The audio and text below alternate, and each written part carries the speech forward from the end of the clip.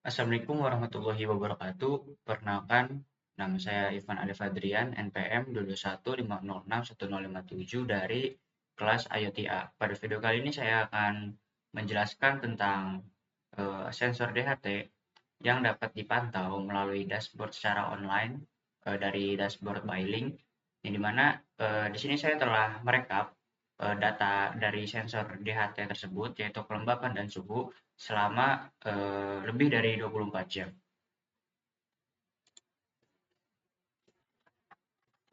Baik, yang pertama di sini saya akan menjelaskan terlebih dahulu tentang kode yang saya gunakan pada project kali ini. Yang dimana di sini ada baris satu dan kedua dan ketiga. Di sini ada definisi dari Bylink itu sendiri. Yang dimana di sini ada template ID-nya, template name-nya, dan tokennya. Nah, di sini tokennya berbeda-beda setiap orang. Nah, terus di sini ada include ESP, modul ESP-nya, modul Bylink-nya, dan modul DHT-nya. Nah, sebelum itu kita harus mendownload terlebih dahulu library-nya ya, library dari si DHT-nya itu. Nah, di sini saya menggunakan DHT dari Adafruit ya untuk melakukan instalasinya. Nah, di sini ada definisi pin-nya. Nah, di sini ada definisi pin dari DHT-nya.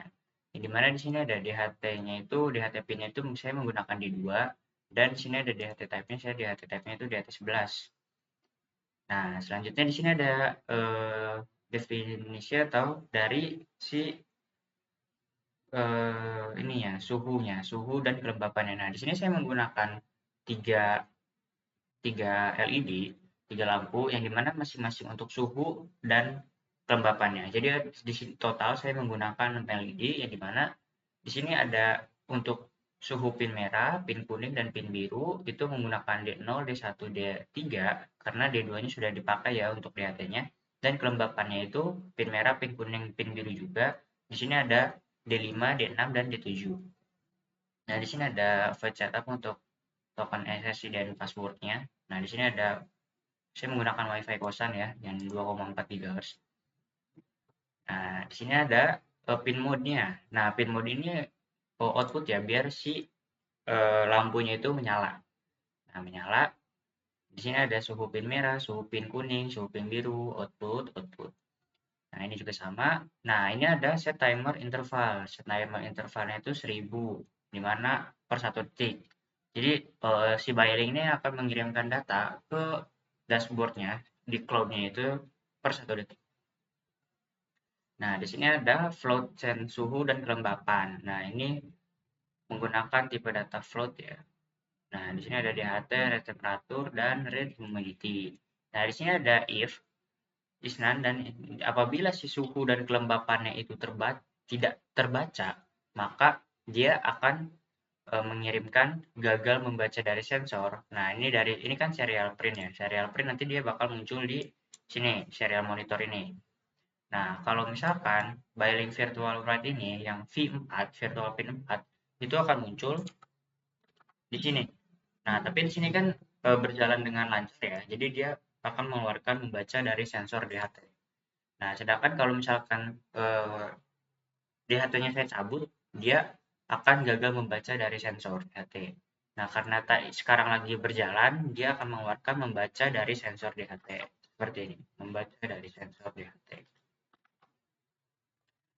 Nah, di sini juga ada serial print yang buat ini ya, yang buat serial monitor ya. Sebenarnya ini nggak usah dipakai juga nggak apa-apa sih. Cuma kan pertama kali kita uji coba sebelum gue Bylink kan kita di serial monitor terlebih dahulu untuk memastikan si DHT-nya tuh berjalan dengan lancar sebelum kita upload datanya ke cloud. Oke, lanjut. Nah, ini ada untuk eh, fungsi buat lampunya. Nah, di sini saya membuat fungsi sederhana ya, yang dimana kalau suhunya itu di bawah 30, itu suhunya normal. Karena ya emang itu nyaman kan buat manusia apabila suhunya itu 30. Nah, kalau misalkan suhunya itu di bawah kurang lebih dari 40, itu suhunya cukup panas. Ya, suhunya cukup panas. Dan apabila suhunya itu selain dari dua kondisi di atas, kayak misalkan dia udah 41 sampai 100, karena ini maksimalnya 100 ya saya untuk membuat maksimalnya. Nah, ini maksimalnya 100.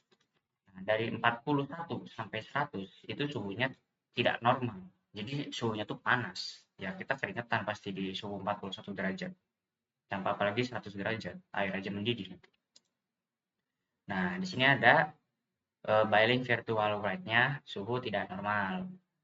Nah, dan di sini ada ini ya. Kan ini ada boiling virtual rate-nya kan.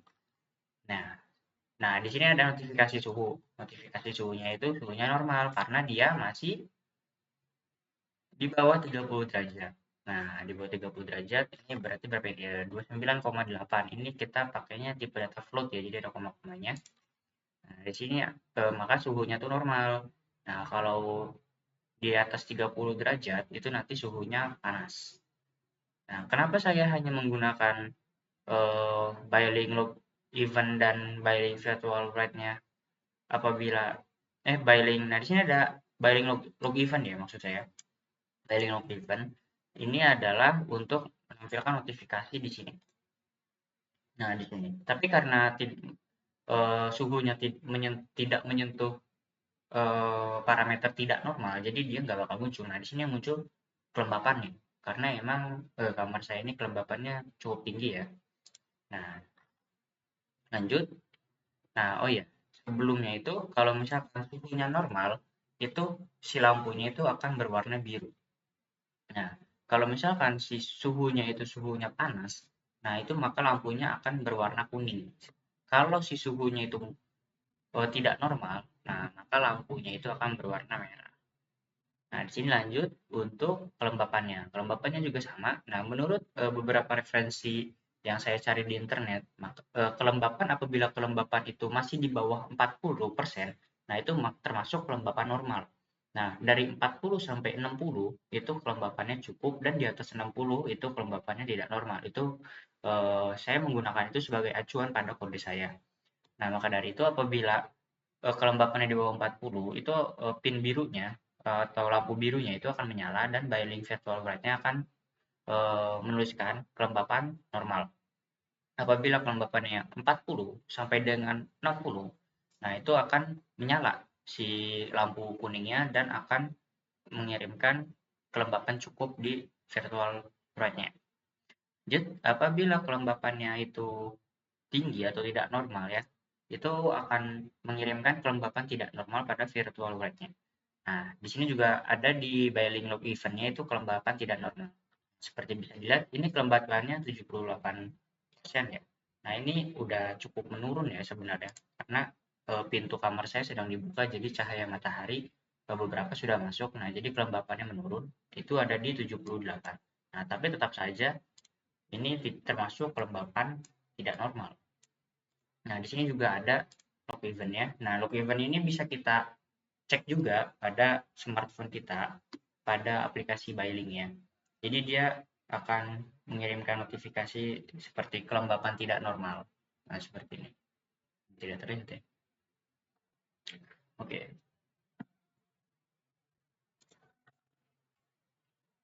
Nah, ini selanjutnya fungsi untuk mematikan semuanya ya. Nah, di sini ada void loop, Bailing run, dan timer run. Nah, ini untuk mengulang-ulang terus fungsi yang sedang terjadi. Baik, selanjutnya di sini saya akan menjelaskan rangkaian yang telah saya buat. Baik, ini adalah rangkaian yang telah saya buat, yang dimana di sini ada 3 lampu ya. 3 lampu ini, nah 3 lampu ini ada di sini ada lampu biru, kuning, dan merah. Nah, untuk biru ini, parameter biru ini yang sedang menyala itu adalah untuk suhu. Untuk suhu, dan ini adalah yang merah ini yang sedang menyala, ini adalah untuk kelembapan.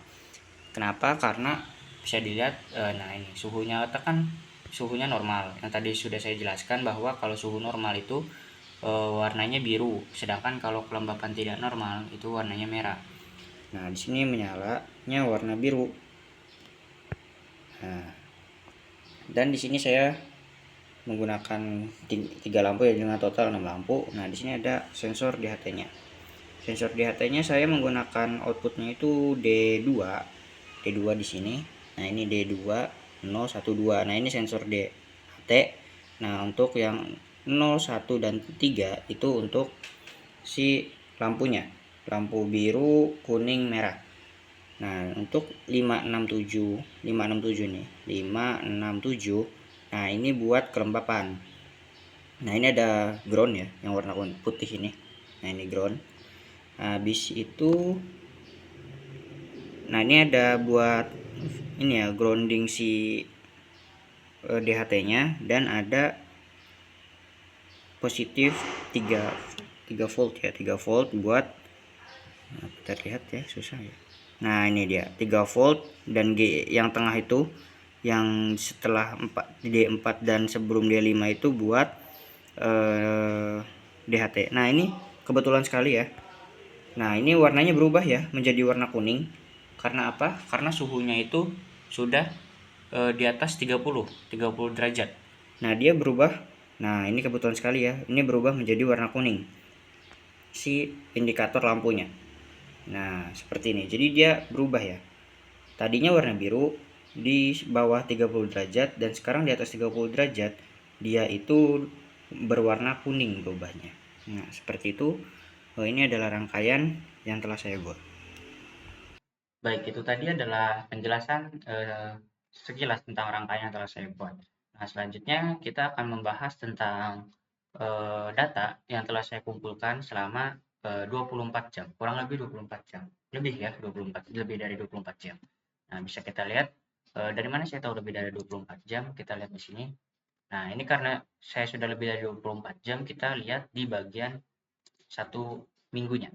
Nah, di sini saya start dari jam 7 pagi, Saturday 28 September. Nah, sebenarnya saya itu telah membuat rangkaian ini pada tanggal 27 September dan sudah berjalan, tetapi saya lupa enable data historinya ketika eh, ketika hari 28 September jam setengah satu malam. Nah, itu sudah masuk 28 September ya.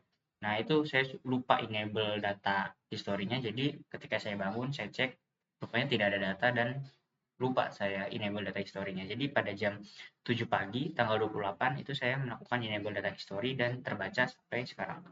Sampai jam 29 September. Nah, sekarang jam 9 ya, saya record dari jam 7 ke jam 9. Nah, ini sudah lebih ya, lebih 2 jam. Lebih 2 jam dari 24 jam. Jadi ini 26 jam. Oke. Nah, di sini kita bisa lihat adalah data live-nya ya. Kita sekarang membahas data live-nya terlebih dahulu. Nah, data live-nya ini adalah per 1 menit. Nah, per 1 menit. Nah, lihat. Ini 9:07. Nah, ini per detik ya. Kenapa per detik? Karena di codingannya saya set untuk mengirimkan data ke cloud-nya itu secara 1 detik, per 1 detik. Oke, nah, oh ini turun nih tiba-tiba. 30, wah turun lagi 30 derajat. Nah, dia, nah, 29. Ini lampunya berubah juga, jadi warna biru. Nah, seperti itu. Nah, ini per detik ya. Dan kelembapan juga 77 ya. Tadi 76, sekarang naik 77. Nah, ini kenapa kelembapannya ini menaik ya? Karena emang tinggi ya kelembapan di kosan saya ini. Karena kosan saya itu masuk ke lorong sedikit dan cahaya matahari itu tidak full untuk masuk ke kamar saya. Nah, di sini ada notifikasinya ini suhu normal dan kelembapan tidak normal. Ini ada membaca dari sensor DHT juga yang sebelumnya sudah saya jelaskan. Nah, untuk waktu 1 jam, kita lihat untuk rekapan waktu 1 jam, ini jam 8. Kita di sini terdeteksinya untuk 1 jam itu 8:09 dan sekarang 9:07. Untuk 1 jamnya di sini terlihat ya, ini lebih rendah. Kenapa? Tadi saya masih menutup kamar saya ya. Sekarang kamar saya lagi dibuka. Nah, makanya dia kelembapannya itu agak turun ya. Nah, di sini bisa kita lihat nih. Nah, di sini waktu jam 8 tuh saya masih menutup kamar, sedangkan saya sudah membuka kamar. Ada cahaya matahari masuk dan dia tuh turun kelembapannya dari yang pertama 1 jam lalu itu 93%. Ini tinggi ya kelembapannya. Dan sekarang turun ke 77%. Nah, karena apa? Cahaya mataharinya udah masuk kamar saya. Jadi kelembapannya menurun. Oke, di sini juga suhunya menaik ya. Jadi ya suhunya naik ya. Oke, lanjut. Ini naik di bagian 30 derajat. Oke, lanjut kita per 6 jam. Nah, per 6 jam ini ketika waktu datanya terekap ketika waktu jam 3:10 malam dan sekarang jam 9:08. Nah, di sini terlihat ya, suhunya 29,8 itu untuk jam 3:10 malam dan paling rendahnya itu di jam 6 ya, 6 pagi tadi ini wah ini statis ya tuh. Ini paling 29,3. Ini suhu terendah tadi pagi ya. Dan naik di jam 8 ya ini. Nah, di jam 8 setengah 9 lah ini naik karena saya udah buka pintu ya. Jadi dia naik gitu suhunya. Nah, naiknya sekarang juga 30 derajat, 30,2. Dan untuk kelembapan ya tadi karena tadi pagi ya ini saya masih tidur jadi ditutup pintunya. Nah, di sini 93 yang paling tinggi ya. Iya 93. Oh enggak ding, 94 ini ya. Waktu jam 8. Jam 8 tapi pada malam ini 92. Nah, ini turun karena pintunya udah saya buka, jadi sekarang 76. Nah, ini untuk data rekap selama 1 hari ya. 1 hari berarti karena saya mulainya tadi itu jam 7 pagi, itu udah lebih dari 1 hari. Dan sekarang rekapnya dari jam 9:11. Nah, di sini menarik ya, karena untuk suhu itu sendiri kita banyak melihat garis statis ya. Garis statis sebagai contoh pada jam 3:10 sampai jam 4:04 pada tanggal 28 ini juga suhunya 30 derajat. Ini siang-siang ya, Pak. Wajar lah ini panas. Ini juga jam 5 ini jam 5 tanggal 28 setengah 6 lah ini. Setengah 6 sampai jam setengah 8. Ini 30 derajat juga. Nah, ini ada turunnya. Turunnya itu ketika pagi ya. Ya, jadi suhu kamar saya ini bisa menembus angka 29. Nah, 29 itu ketika rata-rata pagi ya. Ini pagi jam 28, jam setengah 10. Ini juga pagi tanggal 29. Nah, ya. Ya, jadi rata-rata suhu saya mencapai 29 derajat itu ketika pagi hari. Nah, sedangkan kalau kelembapan dalam waktu 1 hari ini, bisa kita lihat bahwa pagi jam 9 tanggal 28 ini kelembapannya 88% ya. Tinggi banget. Nah, ini kelembapan yang paling rendah yang pernah saya dapat itu pada jam 2 ini. Nah, berapa ini? Nah, ini 72%. Wah, ini rendah sekali kita. Pada jam 12:51 tanggal 28 September. Nah, ini kelembapan 72%. Berarti ini banyak cahaya matahari masuk ke kamar saya. Dan kelembapan paling tinggi ya bisa dilihat ini. Oh, ini menyentuh angka 94 ya. Jadi juga. Kita mulai. Nah, ini 94. 94 pada jam 8:14 September. Ya, ini barusan ya. Ini 94% kelembapannya. Dahsyat banget. Dan yang terendahnya itu tadi tanggal berapa? Tanggal 28 September jam 12:52. Ini kelembapannya 72. Nah, ini coba saya untuk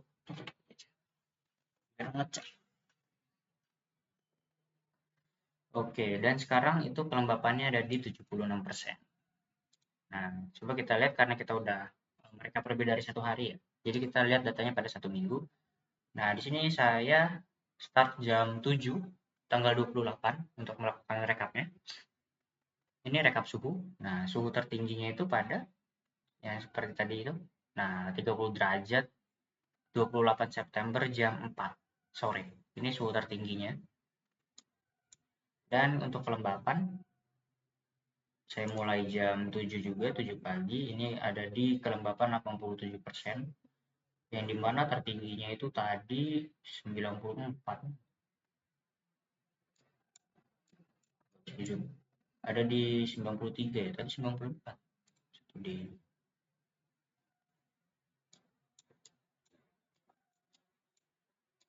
Oh ya, 94 jam 8.12. Oke.